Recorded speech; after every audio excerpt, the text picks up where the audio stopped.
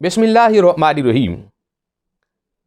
ہر مشکل گھڑی کی دعا، ہر مشکل وقت کی دعا، ہر برے وقت کی دعا، اور یہ قرآنی دعا ہے۔ میرے آقا خود پڑھتے تھے، اصحاب کرام پڑھتے تھے، اور یہاں اذان پڑھتے ہیں۔ دعا کیا ہے؟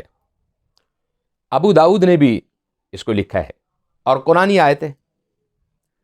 آپ اس دعا کو، اگر آپ چاہتے ہیں کہ میں کسی مشکل میں گھر چکا ہوں، پریشانی میں گھر چکا ہوں، تو آپ کوشش کریں کہ بعد نماز مغرب سب سے پہلے 2 رکعت نماز نوافل حاجات پڑھیں، اور اس کے بعد آپ نے اس دعا کو 313 مرتبہ، کم و پیش 41 دن یا 61 دن یا 90 دن پڑھیں۔ آپ دیکھیں گے قرآن پاک کی برکت سے آپ کی وہ جو مشکل ہے وہ دور ہو جائے گی، اور پہلے ہی ہفتے کے اندر آپ قرآن پاک کا فیض دیکھنا کہ پہلے ہفتے کے اندر ہی قرآن پاک کے فیض سے آپ کو سکون ملنا شروع ہو جائے گا۔ آپ کے دل اور ذہن میں ایک اطمینان کی لہر آ جائے گی۔